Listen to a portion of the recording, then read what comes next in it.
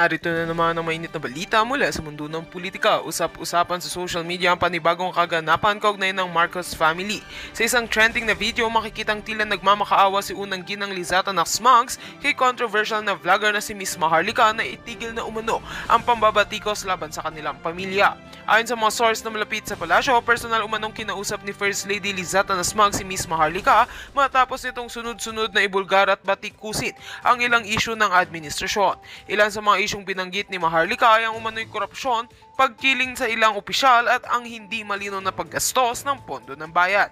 Sa gitna ng mga tirada, nag-viral ang video ni Lizata Smugs na tila emosyonal at nananawagan ng konting respeto. Hindi naman nagpaitinag si Miss Maharlika. Sa kanyang bagong vlog, sinabi niyang hindi siya titigil hanggat hindi nananagot ang mga dapat managot. Git niya, hindi ito personal kundi isang tungkulin niya bilang mamamayang Pilipino na ipanawagan ang transparency at good governance. Dagdag pa niya, kung wala kayong tinatago, bakit kayo natatakot? Samantala, hati ang opinyon ng taong bayan. May mga sumusuporta kay Miss Maharlika sa kanyang paninindigan habang ang ilan naman ay naniniwalang sobra na ang kanyang mga banat. Sa ngayon, wala pang pahayagang Malacanang ukol sa isyong ito. Subalit malinaw, nagkakainitan na sa pagitan ng vlogger at ng unang ginang at mukhang hindi pa rito matatapos ang pangayan.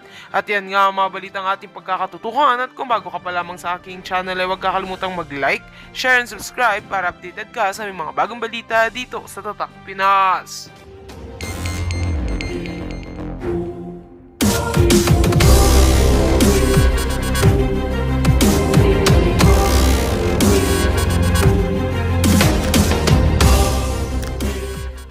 Ari-arian niya dyan sa Davao.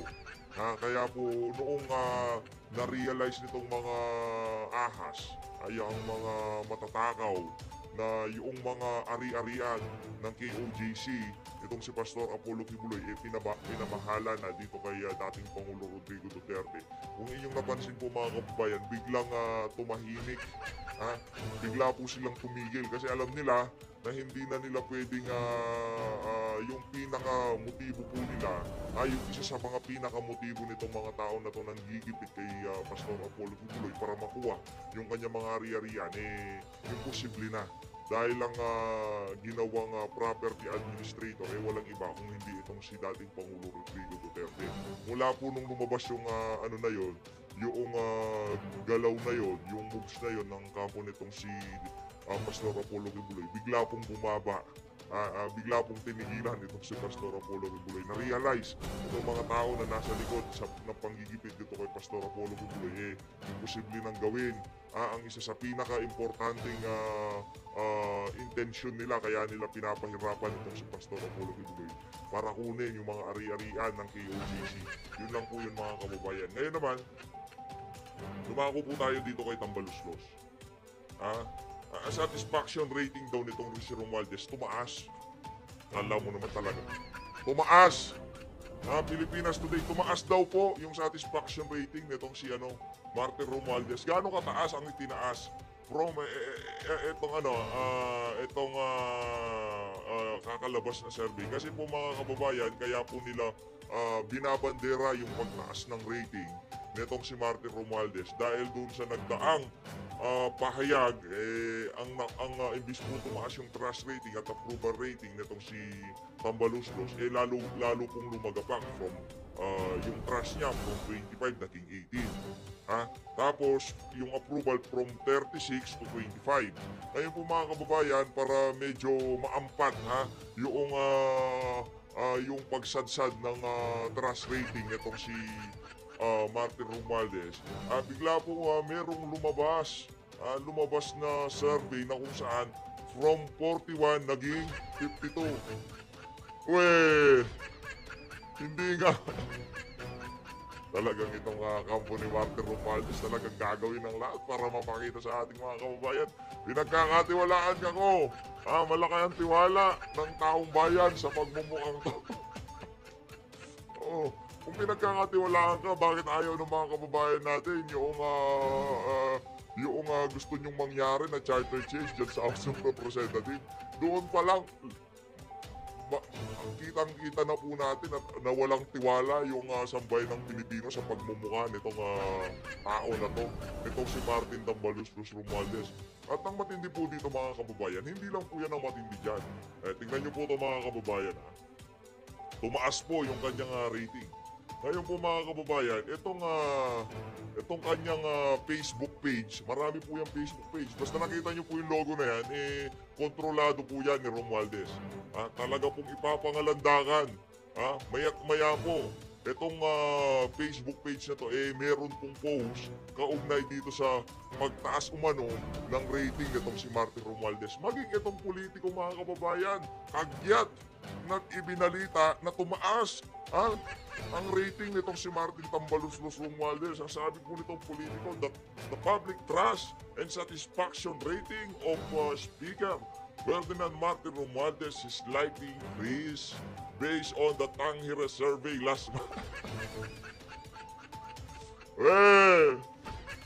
Di nga, Tanghira ang lagay magkano ba? Kasi kung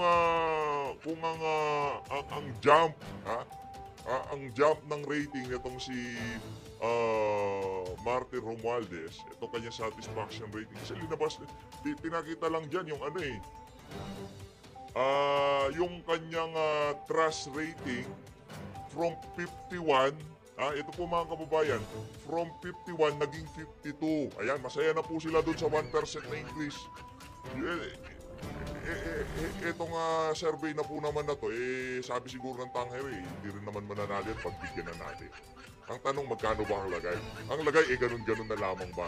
Patataasin kita ng 1% sa survey, ganun-ganun na lang ba? Martin Tambaloslos Romualdez. Ito po, proud na proud po sila dito mga kababayan. Kaya, hindi po tayo nagtataka kung bakit itong politiko hindi na po ilinagay yung figure, yung mga resulta ng survey. Basta sinabi lang, ilinagay lang dito, slightly increase yung satisfaction rating daw at trust rating ito si Martin Romualdez. Hindi na po ilinagay yung figure kasi nakakahiya po pagka ilinagay yung figure. Imagine from 51, pag mamalaki mo yung 1% na itinaas ng rating mo, Tambaloslos, masaya ka na dyan sa 1% na yan. Sabi siguro ng Tanghira, kawawa naman sa lahat ng survey, na naglalabas ang survey, kulelat yung si Tambaloslos. Pagbigyan na natin, itaas na natin ng 1%. Napakalaking niyan mga kababayan, napakalaking halaga ng 1% na yan. Ito naman po ang kanyang satisfaction rating. From 40 naging 41. Talagang itong Pilipinas Today, palong-palo po. Palong-palo po sa pagbabalita dito sa naging rating nitong si Martin Romualdez. Pero, huwag natin pakalimutan itong Pulse Asia, nagko-contradict po pero meron tayong tiwala dito sa Pulse Asia. Pagdating dito sa Tanghira na to, medyo dito sa isa na to, ma'am sir, kayo dyan sa Tanghira, medyo ayusin nyo po kasi majority sa mga naglalabas ang survey, very consistent na kung saan itong si Martin Romualdez, lagi po siyang pinakahuli, ika nga. Lagi po siyang kulelat, okay? Tingnan nyo naman ito mga kababayan, yung trust rating niya from 25 naging 80. Yung kanyang approval rating, from 36 naging 25. Ngayon, naglabas itong Tanghira, from 51 naging 52. From 40 naging 41. Huwag tayong maglukuhan dyan. Ngayon, ayaw pa rin po nilang tanggapin na talagang mababa ang rating nitong si Martin Tambaloslos Romualdez. Ngayon po mga kababayan, tignan na lang po natin itong mga nakikitang potensyal na tumakbo ng pagka-presidente sa 2028. Kasi doon sa mga survey, hayaan na natin, isang tabi na natin ang survey.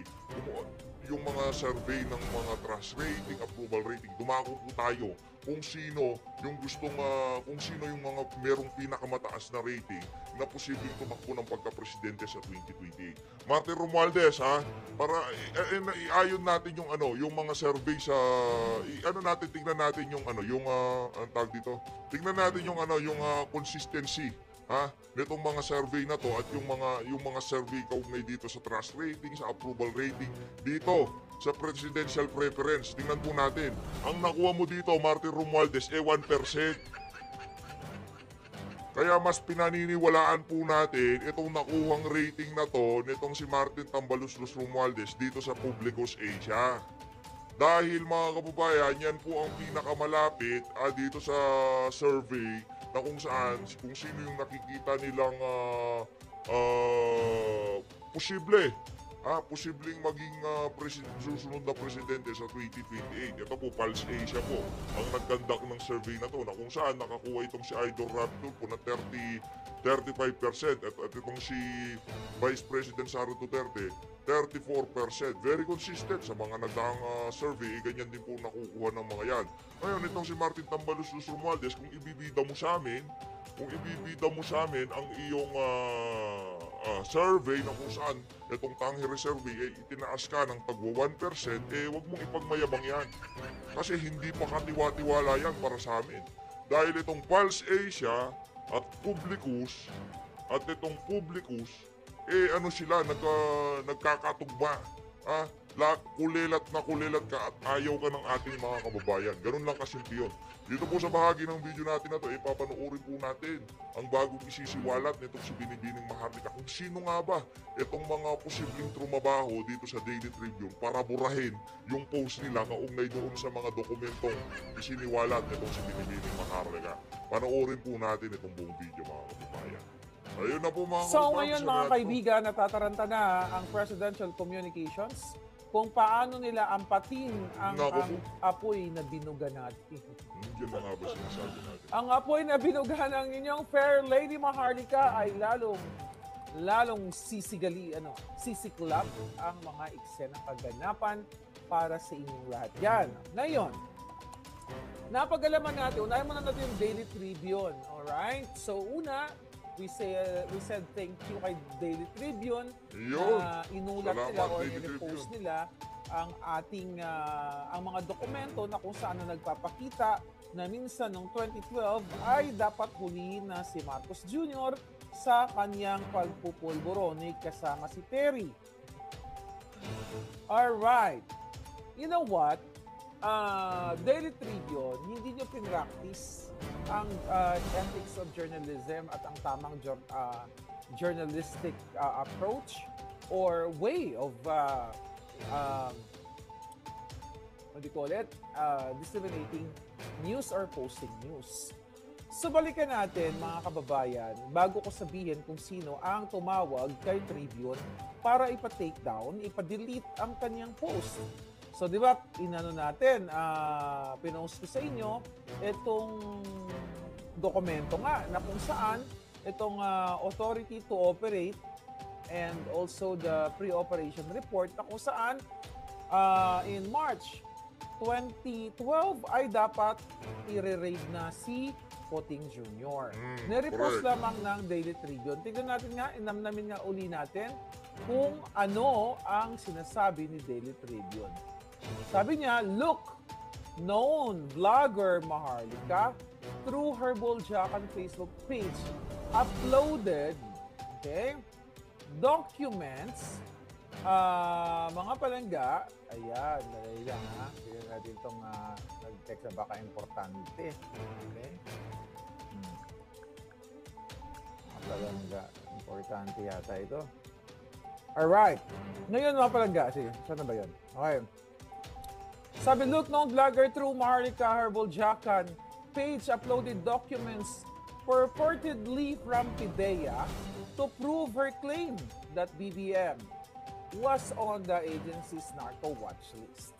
Hindi naman sinabi ng Daily Tribune ng pinost niya na nag-agree siya sa akin na Maharlika, di ba, confirmed, okay, based on evidence that she posted, 100% convicted or confirmed na si Marcos Jr. ay nagpupulburon. Very, very safe kayo, Daily Tribune. Purportedly, you use the word purportedly or allegedly. Correct. I Nabasa po claim natin that yun. this and that. Pero binuran ninyo. Then, yun ang sabi ninyo. Alam nyo, what's the point of using the word allegedly or purportedly? Kung natakot kayo, naduwag kayo dahil gusto kayong busalan ng Jutang Ginemes na gobyernong ito. Then, you posted na confirm ang sinabi ni PRRD. So mga kababayan, if you, binura nyo na to, di ba? Papakita natin uli, mga hitad. Ayan, that's the word. Saan yung word yan? Ayan, nakita nyo word. Purportedly. You use that word, purportedly. Mga pururot. Ay, ginatay ambot sa inyong labot. Ngayon, mga palangga. Okay.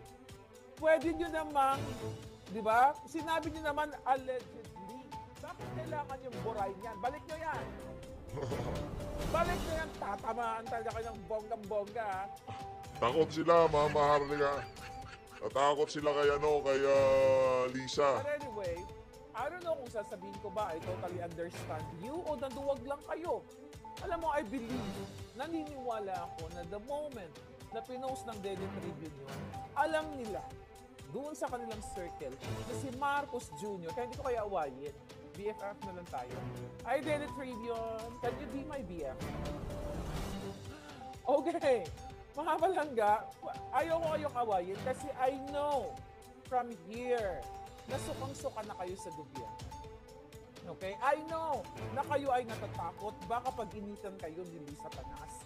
Kaya mga kababayan, the reason why tinake down ni Daily Tribune ang kanilang post kasi inutusan po ni Lisa Tanas ang Presidential Communications Office through Bukakang. Ayun. Okay?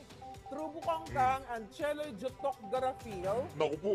si Cesar Chavez. Ayun, yun na po nangyari dun mga kababayan. Kaya pati tayo nagtataka nung hinahanap na po natin yung post ng Daily Tribune, wala na po. Na strategist, presidential communication strategist ni Coting Jr. Ikaw, Chavez, magaling, hindi po naipit sila ka na sa mga demonyo o part ka nila.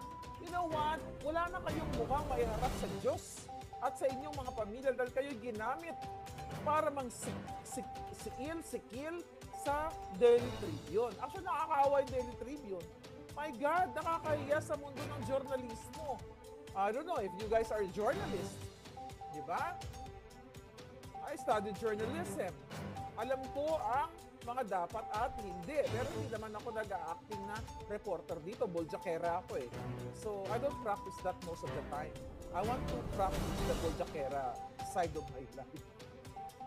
Diba? Ang hirap pagka-professional dito. I'm not like that.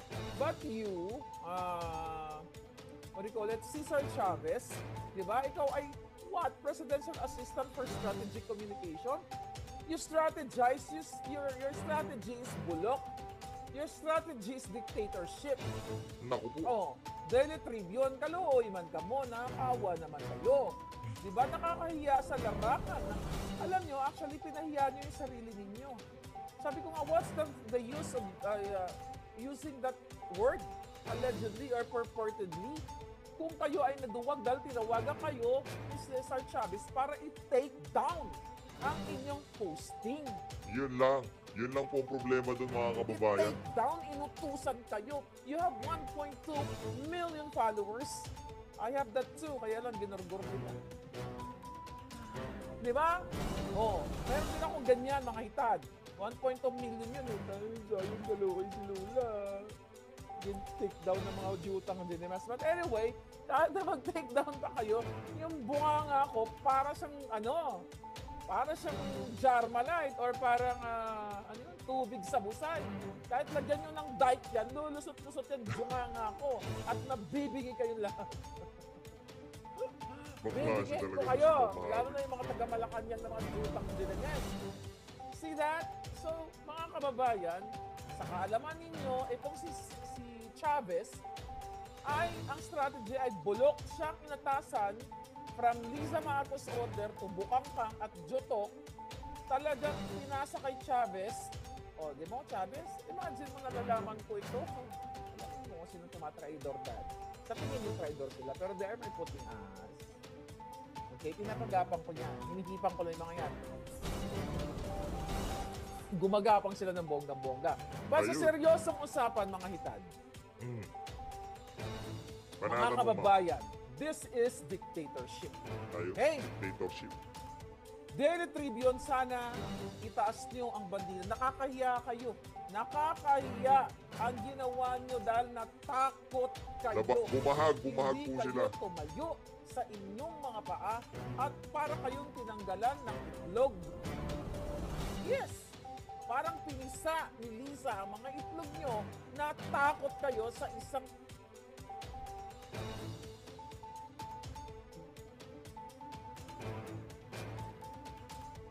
natunay na itlog. Hindi niya ako kayong pisain yung jeep kipay labog niya ang tutos lang. Yun na nga. Ito problema sa Tribune, dapat di nyo binura. Hindi nyo binura yung post nyo na yun. So yaan ang kailangan ninyong malaman mga kababayan. Tinawagan ni Chavez ayon sa ating puting ahas at kinausap ang Daily Tribune. Siguro ang conversation na, hello ma'am, ano Bisaya ka ba? Bisaya ba si Cesar? Hello Daily Tribune, hello. Sabi ni ma'am daw, magbura-bura daw kayo ng inyong mga posting. Kaya kung hindi, gugurgurin kayong lahat dyan. Siguro ganon. Diba? Hello Daily Tribune, si Cesar to. Sabi ni Ma'am Ahas, gugurgurin daw kayo pag hindi nyo tinake down yung post nyo about Maharlika. Ganon ba ginawa sa inyo, Daily Tribune? Tinawagan ba kayo ni Cesar Chavez? Pinagbantaan ba kayo, nagugurgurin kayo pagka hindi nyo binura yung post? Kaunay dun sa mga dokumento na nandoon ang pangalan nito si Marcos Jr. So, ganon yung naging chika boom boom doon. So, ngayon mga palangga, okay, alam nyo na, move on tayo.